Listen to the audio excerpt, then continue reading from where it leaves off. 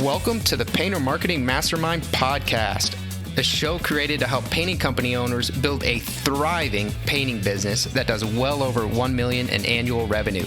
I'm your host, Brandon Pierpont, founder of Painter Marketing Pros and creator of the popular PCA educational series, Learn, Do, Grow, Marketing for Painters.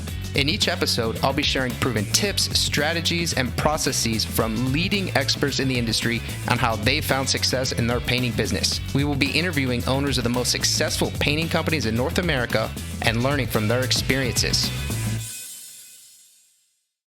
In this series titled Success Frameworks, Mark DeFrancesco of MDF Painting will be discussing his journey from young painter to veteran business guru. It is a 5-part series. In episode 1, Mark discussed his journey into the painting industry and the many unique advantages this industry provides. In episode 2, Mark covered the most important lessons he's learned over the past 30 years in the industry, including the most common mistakes painting companies make and how you can avoid them. In episode 3, Mark dived into his sales and marketing mindset and the mental frame he has used to achieve massive success. In episode 4, Mark laid out his sales fundamentals and delivered an action plan for how you can sell effectively starting today. And in episode 5, this episode, and the final episode, Mark will walk through his vision for not only the future of MDF painting, but for the painting industry as a whole and how you can capitalize on the upcoming disruptions. If you want to ask Mark questions related to anything in this podcast series, you can do so in our exclusive Painter Marketing Mastermind podcast forum on Facebook. Just search for Painter Marketing Mastermind podcast forum on Facebook and request to join the group. Or type in the URL, facebook.com/groups/Painter Marketing Mastermind. Again, that URL is facebook.com/groups/Painter Marketing Mastermind. There you can ask Mark questions directly by tagging him with your question so you can see how anything discussed here applies to your particular painting company. Last episode, Mark. We made it. We made it, man. It's been thick. Been a lot of information. It's been a lot of stuff to unravel. Yeah, we feel like we could probably do 50 episodes diving. We probably could. I think we probably will do some in the future as well. So we'll see. Agreed. So this will be a fun one. This is where we can get a little more ethereal, a little bit, kind of throw some stuff out there in terms of the industry. But I guess let's focus on MDF painting first. What does the future hold for you guys? So MDF painting is the easier thing to talk about. So we're in a pretty good spot right now, just in terms of our growth, our profitability, where we stand in the marketplace here. So my intention is to grow gradually. In the beginning, I had this meteoric growth that we talked about that was filled with a lot of pain, and I am certainly still learning and growing every single day. So I don't want to make it seem like I have it figured out. I'm trying to get better every single day. And I always will be that way, I think. But for MDF, if we can get 20% growth year over year, that's kind of my building with blocks. Why is it 20%? Because that's at the edge of what's comfortable for me for team building. So I mentioned in an earlier podcast about building with blocks. This many leads, which is approximately 600 leads, is going to equal a salesperson, is going to equal 2.5 crews. Okay, so for 2.5 crews, I'm looking at having 2.5 crew leaders, essentially. And so as I build, I need to build my team. And that's what I've learned, because I need to keep our same level of service, our same standards that we become known for locally. And so in order to do that, I just can't grow too fast. I have to grow in a way that is smart so that we continue to not only be as good as we've been, but actually improve over time, the quality of the customer experience. And so for me, 6 salespeople in a room, if you want to grow that by 20%, that's 1.2 salespeople, right? So and there's not a 0.2, so you grow it by 2 salespeople or so. You have 2 salespeople, that means I have to bring 1,200 new leads to the bottom line next year. You have 12 crew leaders, you grow it by 20%. You need 2.5 crew leaders. It's really 3 crew leaders. It's not a massive amount, but for me to hire 1 crew leader, I have to go through almost 100 painters in terms of the recruiting and hiring process. So I have to get busy on getting through my 300 painters in order to find my 3. That's how I view it. So the process of team building, there's a lot in play there. And from recruiting to hiring to onboarding to ongoing training. And so I take that very seriously as the owner, and that's most of what my hands are in. Other than, Wednesdays are a day where I go into my office and I have meeting after meeting on a high level, but I also spend a lot of my time worried about the team building and creating the team that I want. So for me, 20% growth year over year will get us to a pretty big place in about 10 years or so. And that's what my vision. So I've been always pretty good at seeing videos in my head of what the future entails. And that's my future. So I see, the 50 trucks on the road. I see the sales team and how big the room will grow to. And I see the crew leaders. And more than that, I see them really prospering, buying homes and buying vehicles and seeing their kids go to college. And we do a lot of employee events, probably too many. I probably need to tone it down a bit. Um, but Employee events canceled. because we talked about it on the podcast, they were doing Because too many. Um, but in all seriousness, it's just this team mentality, and where we really feel like teammates are family and we're celebrating and winning together. It's never perfect, but our mindset is always how do we improve it? And so I love living in that vision. I'm an odd guy. I live a lot of my week in that vision as if it already happened. Whether I'm working out and I'm thinking about it, or I'm driving my vehicle, I'm thinking about it. I have a lot of time in my schedule now for me to learn and grow and think and live in my vision, although it hasn't happened yet. So for MDF, that's pretty crystal clear. Maybe the number won't be 20%, maybe it'll be 14% one year and 18% one year, but it's going to look like that for the next decade. for Yeah. the crew leads, are you ever promoting from within or typically an external hire? Both.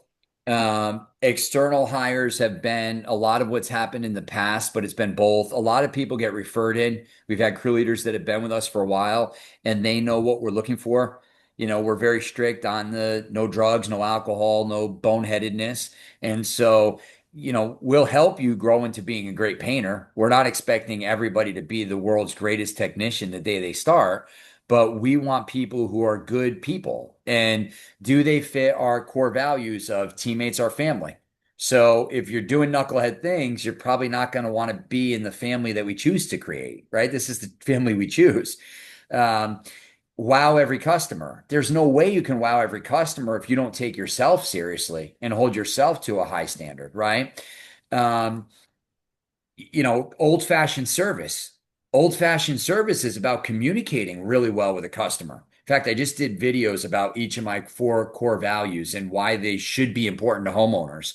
And it's equally important of why they should be important to employees. When I vet people to hire, I vet them through the lens of my core values. So how can you give old-fashioned service if you're not committed to excellence yourself personally? And then finally, improve or die.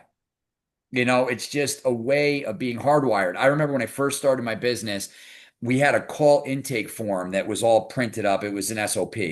And I had a woman working in my office who was doing the call intakes. And she came to me one day and she said, "This is better than anyone else is using. Why do I have to improve it again?" Because she was frustrated because we improved it so many times. And I remember calling my sister, who worked with me even then and still runs my business right now, calling Lisa and saying, "Lisa, this person's got to go." And she's like, "What do you mean they got to go? They've been excellent." I said, "I'm telling you, they'll never be here long term." She said, "Why?" I said, "Because she just came into my office and said, 'Why do I have to make this better? It's already better than what's out there.' Because this just doesn't fit with me." So, although I think that our sales process is excellent, it'll be better in 5 years. That would And be everything that we immediately do will be adjusted. that would be immediately what I would do. I'd say So, is find a replacement. so really, like that's the trajectory of MDF painting. We're going to take our lumps and we're going to have successes and we'll have failures. But at the end of the day, we're going to help our employees as much as we possibly can, and we're going to go help serve the community here in a lot of different ways. And I'm real proud of that, and I know I'll always be proud of that. But we have some great people. I mean, it's not me. We've created an awesome brand locally because of Lisa, because of Brandon, because of our salespeople, because of all these different crew leaders. One of my crew leaders, I think, has been 21 years with me. And so Another thing you mentioned about, do we hire within or do we hire without? The answer is both. But the other thing is we try to give people, you know, career growth potential. Yeah. And that's often missed in the painting game. So not only do our crew leaders have the ability to earn a lot of bonus, but they have the ability to become these capos, these coordinators that run teams, not just one crew. And so that's something that has helped us as we kind of grow and expand. Yeah, it's exciting. I've been doing this a long time and I still get juiced. I do man breakfast with a lot of my old buddies from even elementary school and high school. And we get together and they say, "How are you this excited about painting? You know, you've been painting a long time." And it's because I've morphed. It's because what I get to do has changed. So I know I've been repeating myself a lot in these episodes, but if you're an owner, it's about what you get to become by building your business. And don't hold on to any one component of the business too long. Like, if you love production, great, go be in production, but figure out a way to help others become leaders in production. And if you love sales, hold on to it a little bit, but make some sales leaders. And that's really where it becomes fun when you continually reinvent yourself.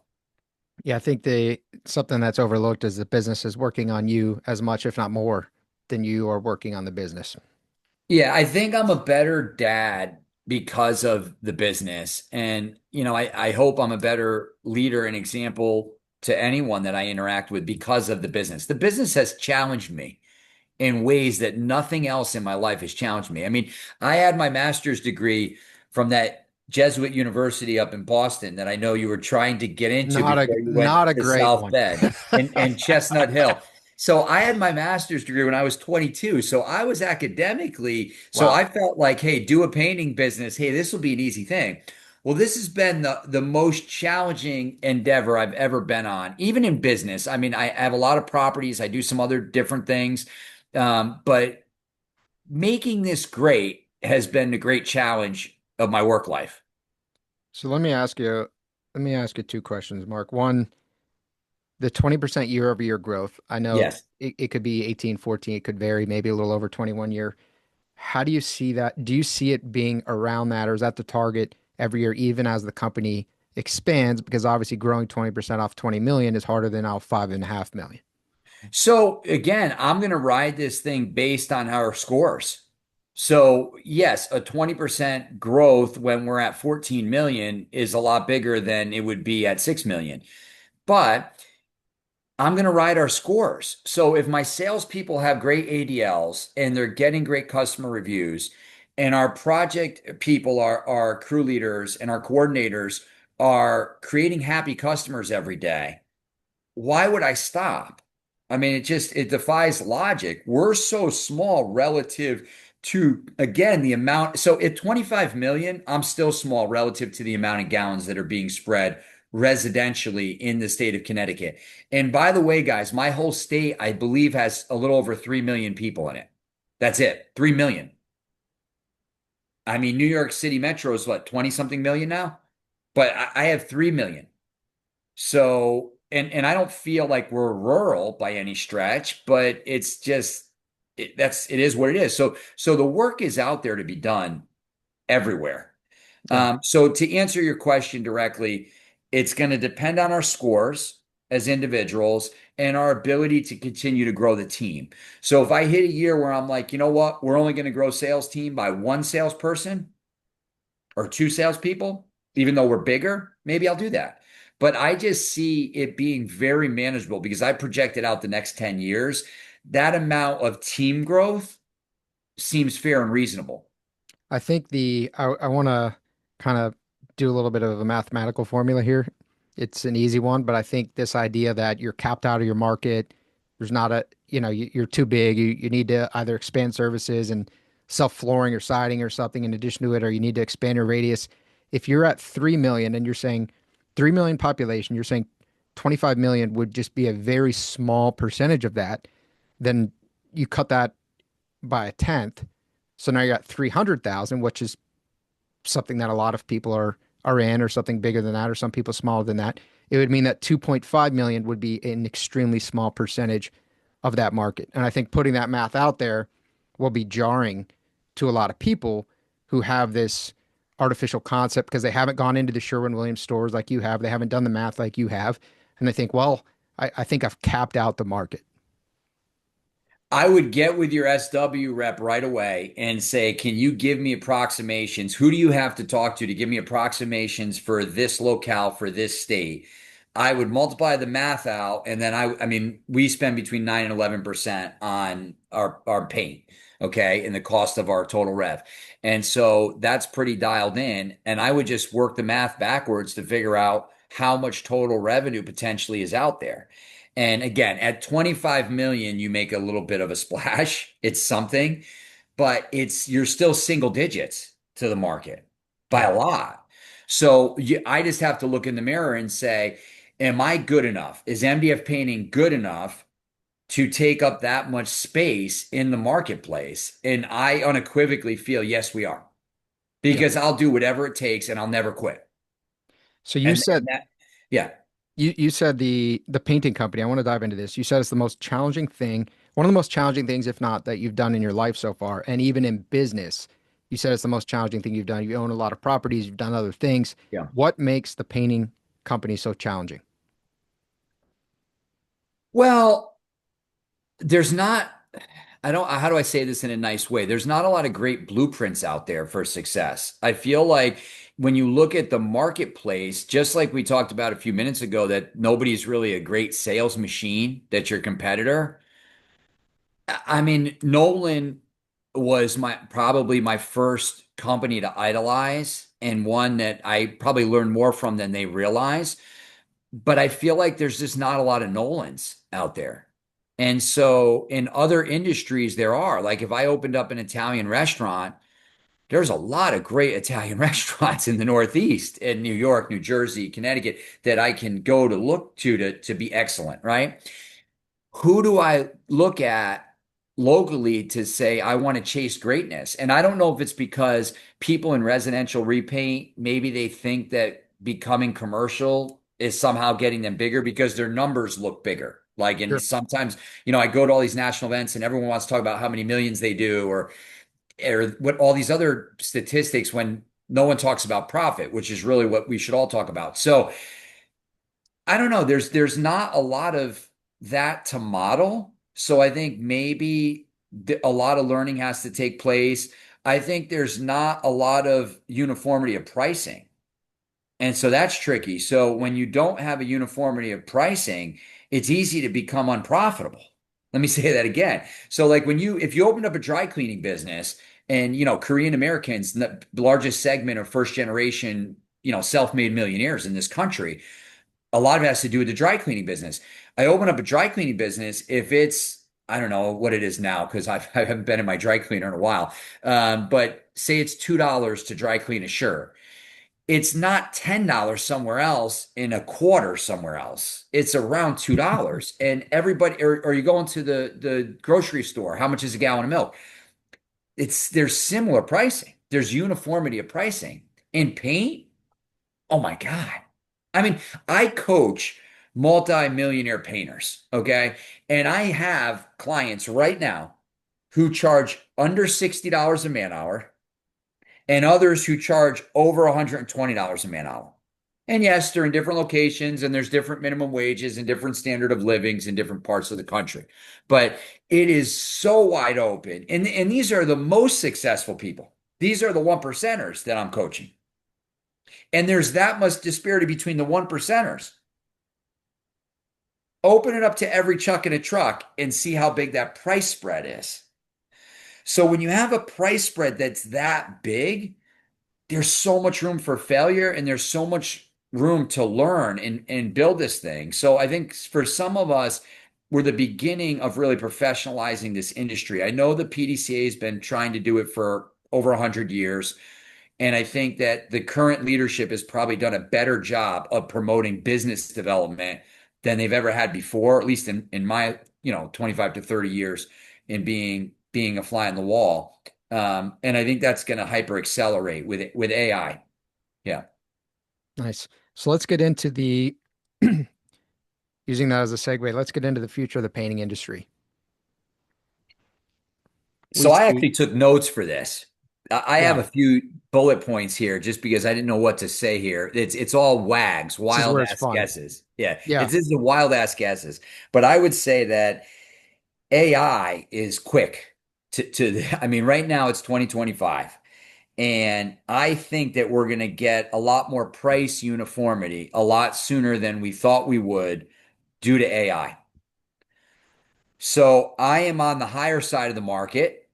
And I think that in order for businesses, I don't think, I know that in order for businesses to be sustainable, the price uniformity has to move to a point that's above the middle.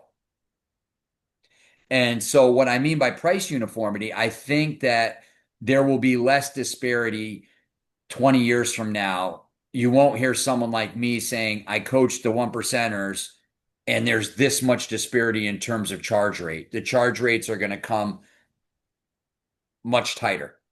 So I think that'll happen. And that's a big change for our industry that never happened before. You think that will be just from consumers being able to research dissemination of information? And new businesses developing, realizing that they have to be somewhere in this price point to survive and to thrive. But I think mostly it's going to come from homeowners being able to continue to live in this Amazon world.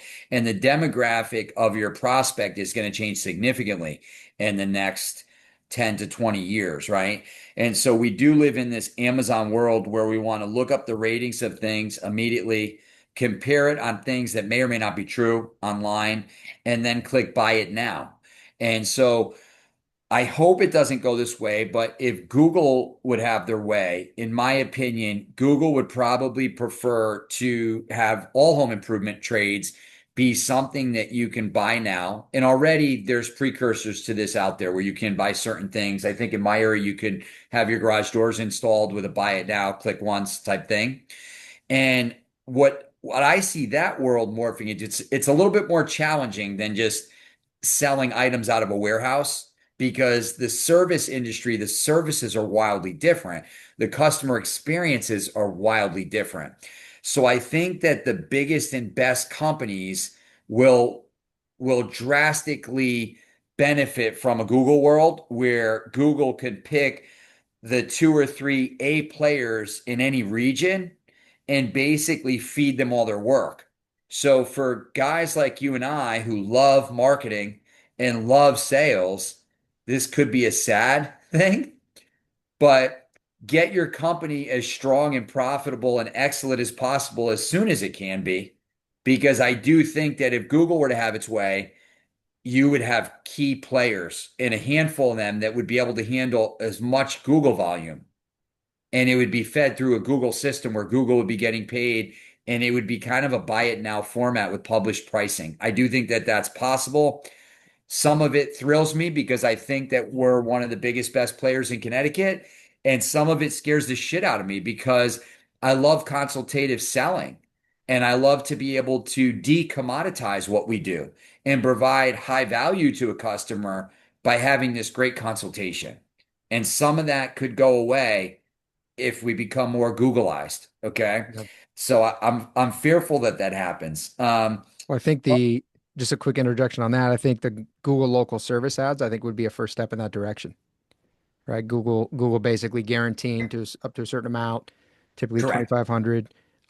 You getting the Google guaranteed badge and them essentially selling you leads Yep. through Google LSA. There aren't that many steps to selling you projects. Correct.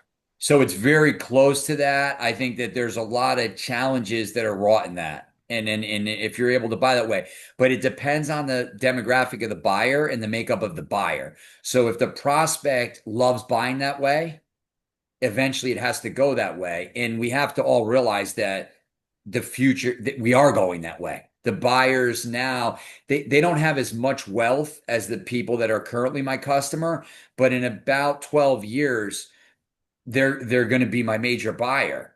And they've grown up in this system where everything is just a click away. Let's talk about that because you mentioned the Yeah. demographics really changing. What do you mean by that?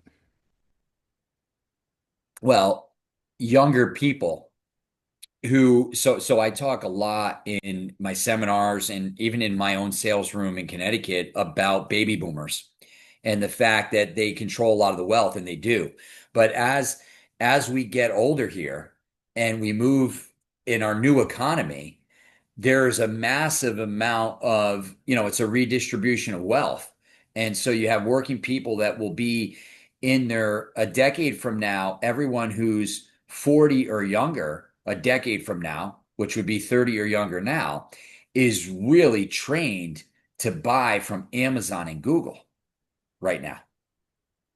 So why would they buy electrical services or landscaping services or painting or roofing or windows in any other way in the future? That's just my opinion. I mean, I've tried to hold back. My children don't even understand the concept of a mall. We take them to a mall, they think it's like an amusement park, like they've never seen anything like this. You go to Palisades and they're like, this is amazing. And it is cool, but This it is a new dinosaur. invention. It's a dinosaur. It feels like a brand new invention. Can we go to that place? We go on these awesome vacations. They want to go to the damn mall instead. Um, because we're all accustomed to using Amazon now. And I think Amazon and Google have it figured out. And I think that we would be foolish to think it's going to go any other way. So become great, have dialed in systems, become great at what you produce. Yes, get good Google reviews and all that, but I think it's more about being great at what you do, Maybe because hire a marketing company. the proof is what you do. Oh, Exactly. if you want to own Google, maybe consider hiring a marketing, maybe one that specializes in painters. I don't know. Maybe. Just floating it out there, not Yeah, not I see self-promoting some at I all. see these big words in here. Painter Painter marketing marketing pros pros. right in front of me. Subliminally, I'm getting this It's just feeding it. it's feeding into me. I have to see it Yeah, 7 times before I'll call. Is that the that's right. Establishing the trust. so I do think we're going to move in that direction, although I don't love that direction, right? And I'm going to be dragged there. Private equity is another big one. So we're already seeing it. So private equity has moved into the space. I think they'll continue to move into the space. This has surprised me. I think I always felt that no one could buy my company, meaning that when you hit a certain level, you're like, what will they really buy it for in order for it to make sense for me to not continue just to operate it and get paid? Like if you're at a pretty nice size and you're profitable, you'd have to come with a pretty large buyout. And one of my friends has an irrigation system and he got bought out for a massive amount of money, a number that you just can't even say no to. So I do think that that is on the horizon where there's going to be more and more buyouts for potentially some of the bigger, better private residential painting companies. But I think they're going to falter. I think that this type of business is really hard to run in that way. And I just wonder that that's not going to lead to a bunch of companies that give a lesser service. And I don't know that they'll continue to be profitable and stay in business long term. But I do think a lot of people will get bought out. So if you're in a position to retire or want to groom your business for sale, it would probably be smart to get with an expert that focuses on that and try to build your business to sell to private equity, because I think they're in the space now and they will be for the next decade. I would agree with that. So with private equity being in the space, rolling up some of these companies, what changes do you see that causing?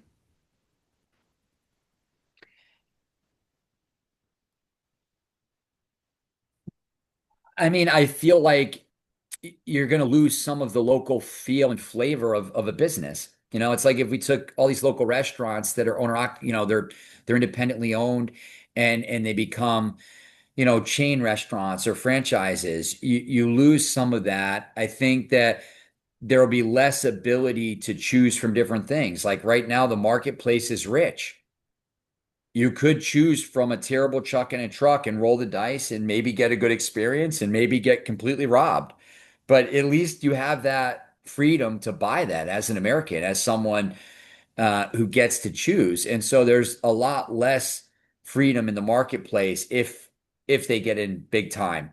Um, Certainly there will be more standard operating procedures. Breakthrough Academy would be happy, or someone that has a bunch of, SOPs, but it's about more than SOPs. It's about people.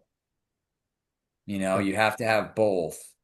And I've just seen other businesses that are in the home improvement industry that have been bought by private equity, and I've seen it become just a massive flow of, a revolving door for the actual employees and team. And the moment that happens in painting houses, the quality of the service has to decrease, in my opinion. Um, but we'll see what the future holds with it. Yeah, so I worked in private equity for about 3 years, doing leverage buyouts, and I think yeah, people are not really the top of the list. Private equity firms can be pretty ruthless. Hire it or you purchase the company, you maximize the efficiency of the company, scale it up, sell it, make a ton of money. With leverage buyouts, you use debt as well strategically to do that. But I think the service, the actual quality of the painting will probably decline.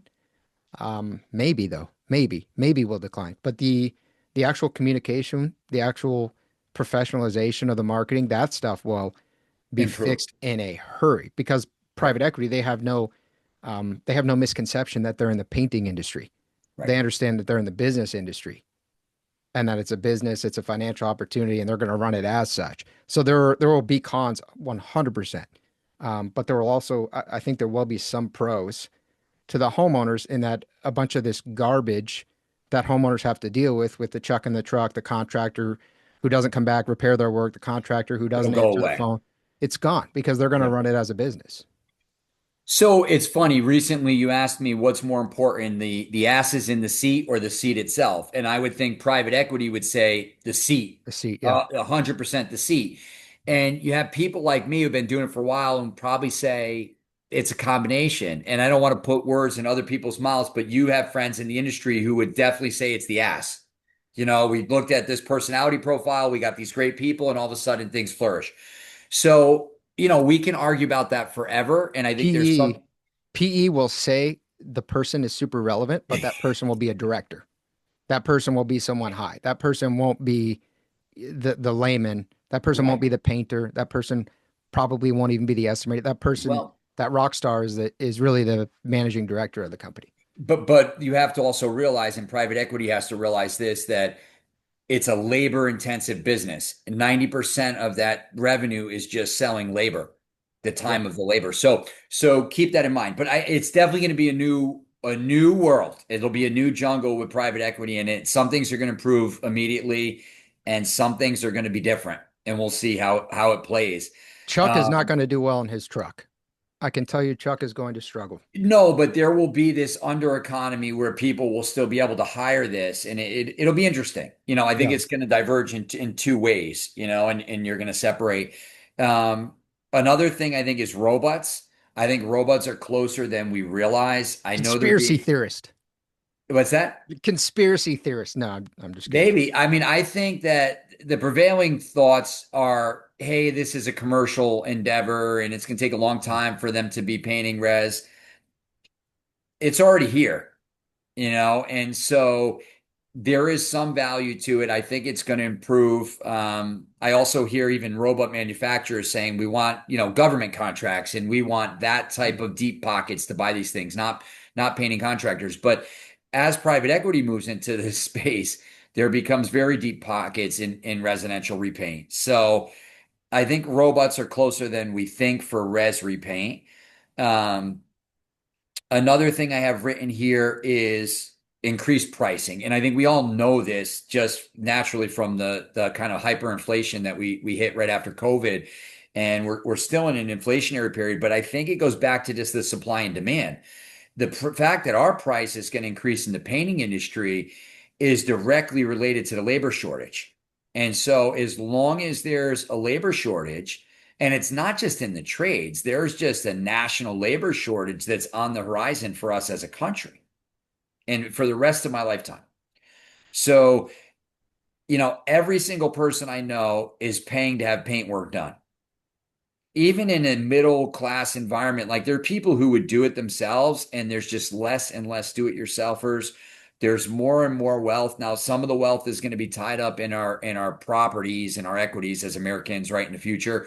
But nonetheless, it's still there. People are not picking up a paintbrush, not like they did even when I started my business. So even in the same demographic, less people are doing it themselves in a middle to lower demographic. And no one's coming out of college saying, I want to go paint something. Maybe a lot of them are saying, I want to run a painting business or I want to start one up and use all these technological softwares to just go and sell it. But no one's really saying, I want to paint. I want to be a craftsman. I mean, look at the craftsman form. Yeah. It's sad, but it's just adjusted.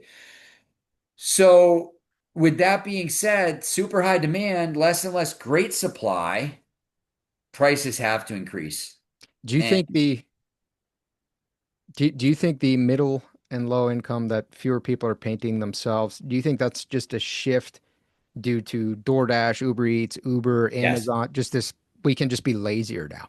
I think so. I mean, I think we're gonna all be entitled to like more time and money freedom in the future.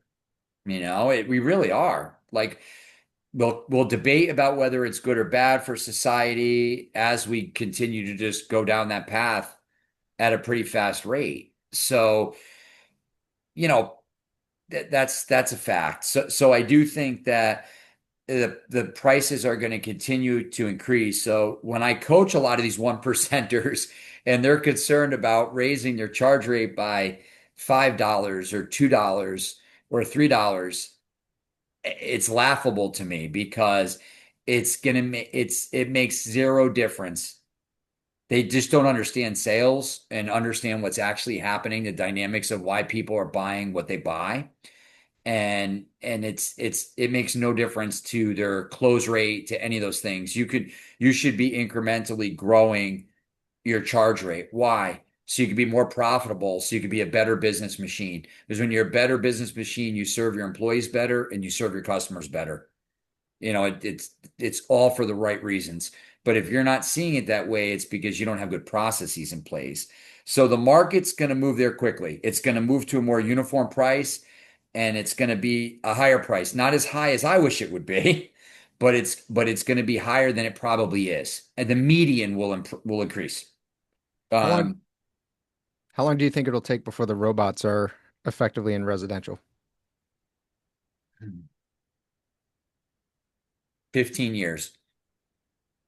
And even in 15 years, I don't think that it's going to supplant human labor. I mean, obviously you're going to have a technician that could run the robots, just like you have in factory production right now. We've had production for 100 years, and we live in a state that supports a lot of the helicopters. Sikorsky is here, and some big companies in this military industrial complex. And even making all these different parts and widgets, it's been 100 years, and there's still some jobs, there's still some labor involved, but it's going to change the game and it'll move your pricing a bit. Um, it's going to be an interesting 30 years. A lot's going to happen quickly. Yeah, I think a lot more will happen than has happened in the past 30 years for sure. Yeah. Okay, so we've talked about MDF painting growing gradually, 20% year over year growth. Would say it's not super gradual, but it's not what how you started. It's not how I Um, started. Yeah. yeah, building the team as you go. How that's been the most challenging thing in business so far. A lot of what makes it difficult, not essentially a lot of great role models, example companies out there to follow, and having to somewhat chart your own path, and then looking at the future of the industry overall. We're seeing a big demographic shift. People using the Staples easy button, if you will. People used to the Amazon, the click and go, potential Googleization of the industry, AI helping drive more price uniformity, but it will be above the midline. Private equity moving in, swallowing a bunch of companies, pros and cons of that, potentially a kind of an underworld forming of chucking the trucks, and then the higher priced private equity world, if you will, and then ultimately increased pricing for labor shortage and in time, but sooner than most people think, robots effectively entering residential. That's a lot of stuff. It's a lot of stuff, man. That's a heck of a crystal ball. That it's like overflowing. Maybe we put so much in there, so maybe something could be partially true 10 He years knew from it. He knew it. He said this was now. going to happen. So I do think, some of that sounds depressing when I hear you recount it all.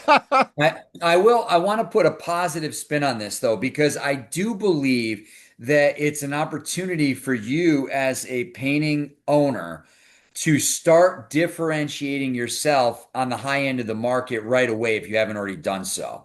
And despite private equity and despite there maybe becoming an underclass of painters or whatever we want to call that, there could also be an overclass.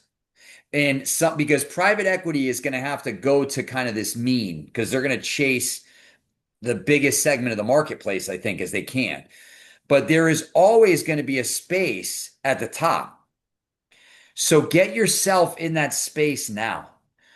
Have dialed in processes in production, have them in sales, understand why marketing is important, and start to execute on many channels and be comfortable adjusting and getting better and better with an expert like a painter marketing pro, right? And start to learn because you can't get deep into it until you start. Same thing with sales. Pick a damn system. You don't have to do what I do, but pick one of them that's out there that's excellent and really try hard to implement it.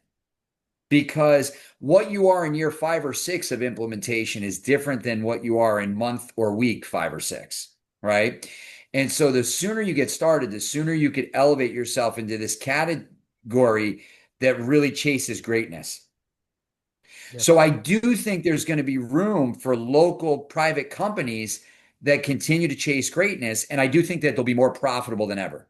So that's something that I didn't put in the crystal ball yet, but I think it's possible. What's truthful about that, though, is that it's going to be a very minor number of players. Sure. It's going to be an exception. But you know what? It already is an exception. Yeah.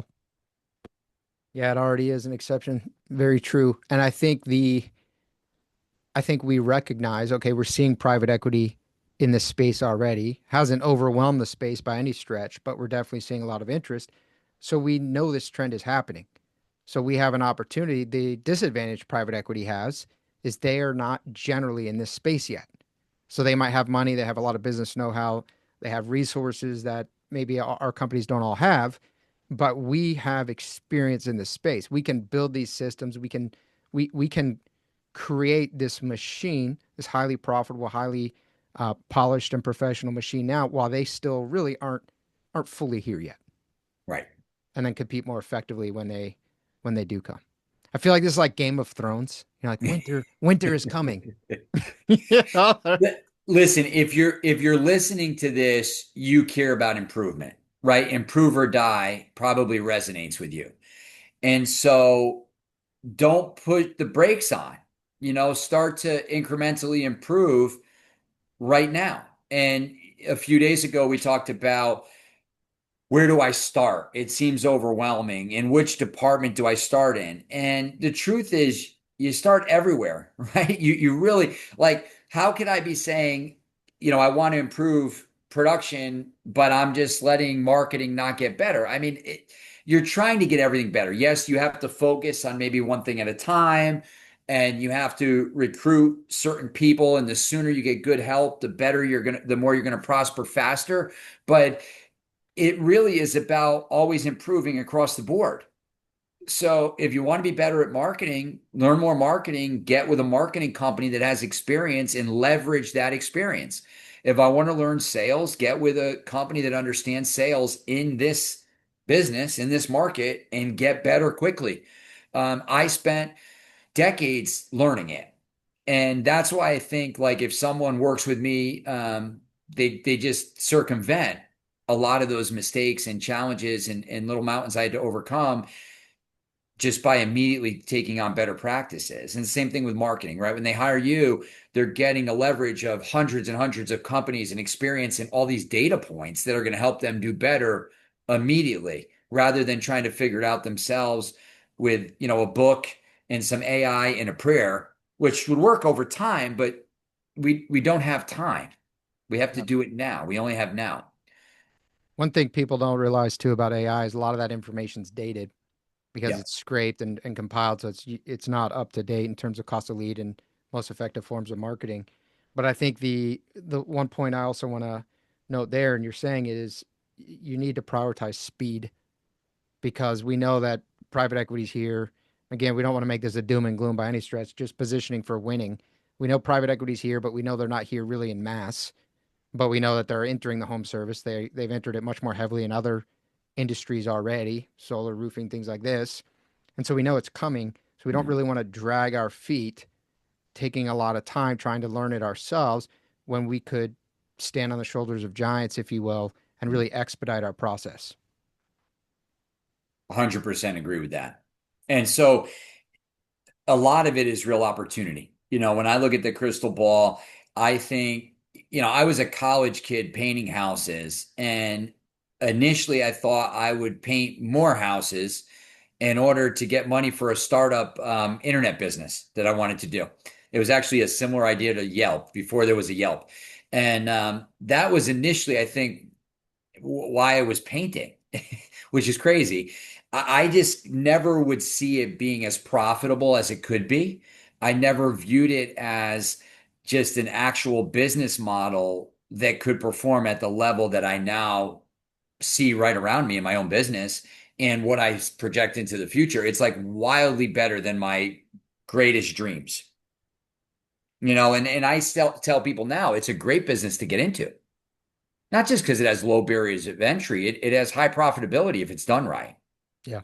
And it's tough to outsource, right? I mean, the robots and all these things are going to slowly outsource us, but a lot of or there's other white collar businesses that have been being outsourced since the 80s or 70s, and they're still being outsourced. But with this, it's tough to paint a house with labor that did not sleep in the general vicinity of the house the evening before Yeah. right now.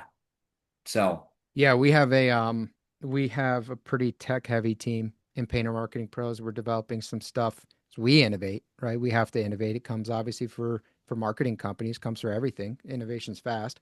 And so we have this tech department with a few developers, and we've hired fewer developers because we now have we have AI developers. So we've actually trained developers that they work at night, they work during the day. So we need fewer junior developers, and those junior developers are oftentimes reviewing code that the AI developer created. So our team is under half the size that it would typically have needed to be. In software development, that was the industry to be in. That was so profitable. It was, that's what everyone wanted to do 10 years ago. And now I'm telling you that I have a machine that I pay very little that codes 24 hours a day. I have several of those machines, but it's going to be quite a while before we have painters doing that work. So I'm yes. glad you brought this stuff up because it did seem a little depressing.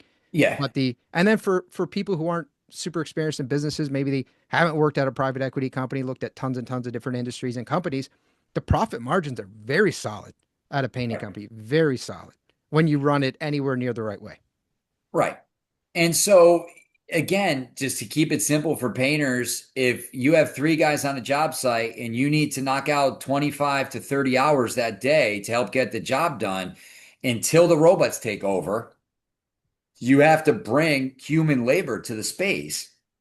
And as long as that's the case, you can't really be outsourced. You're only going to get beat by the better painting contractors. So become a better painting contractor as fast as you can, and you could win more. I mean, it's fairly simple. So it doesn't have to be doom and gloom, but there's going to be a lot of changes in the next 30. Yeah, improve or die. So Mark, as we wrap up this series, episode 1, we talked about your journey, the unique advantages this industry provides. We've covered some of those unique advantages today as well. Episode 2, we talked about lessons, covered a lot of mistakes that Mhm. you've made. You've seen other painting companies make. That was a really great episode. I always love the mistakes, can help people avoid a lot of pain. Episode 3 dove into the sales and marketing mindset mental frame. It was phenomenal. Episode 4 really unpacks sales fundamentals. You delivered a lot of fundamentals and action plan people can implement. And now we've gotten kind of weird, kind of fun, talking about the more tangible future of MDF painting, and then taking some observations of what we're seeing and making some projections of the future of the painting industry. As we wrap up this series, which I want to thank you again for conducting, it's been amazing. Is there anything else you want to add? Just for people to connect with me if they have an interest in any of this stuff. I mean, I spent a lot of years just trying to get better and better in this space, and I have a long way to go. I don't have everything figured out. You mentioned mistakes. We talked about a few of them. I probably have triple the mistakes that we discussed under my belt. And the truth is, I'm still making mistakes every single day. So some of my best thinking comes from just interactions with other painting contractors. I mean, the people that I know in this space are some of the smartest, hardest working men and women that I've ever encountered. And so one thing I'll do is always be transparent with you. And I'm in it every single day. So my bottom line, I'm not buying properties with some wealth that came from somewhere other than painting houses. I'm painting houses and using the money to buy properties. And so to me, there's an authenticity and a transparency there. And I just really enjoy talking about the industry. This has been great talking with you. But anyone who knows me and has been worked with me in a coaching program or talked to me at an event, they'll probably tell you the same thing. Hey, this guy is just like me. He's out there painting a bunch of houses. He's trying to get better at it every single day. He doesn't have it all figured out. He's learned from a lot of different people. He has not invented any of these wheels. He's just trying to make them fit his business. And he's very real with the feedback. So I love those conversations. And no matter where you are in your paint journey, please reach out to me because I love to just have a conversation. Love it. Mark, I appreciate you, brother. This has been an amazing series. Thank you. Awesome. I appreciate you very much. If you want to learn more about the topics we discussed in this podcast and how you can use them to grow your painting business, visit paintermarketingpros.com/podcast for free training, as well as the ability to schedule a personalized strategy session for your painting company. Again, that URL is paintermarketingpros.com/podcast. Hey there, painting company owners. If you enjoyed today's episode, make sure you go ahead and hit that subscribe button. Give us your feedback. Let us know how we did. And also, if you're interested in taking your painting business to the next level, make sure you visit the Painter Marketing Pros website at paintermarketingpros.com to learn more about our services. You can also reach out to me directly by emailing me at brandon@paintermarketingpros.com, and I can give you personalized advice on growing your painting business. Until next time, keep growing.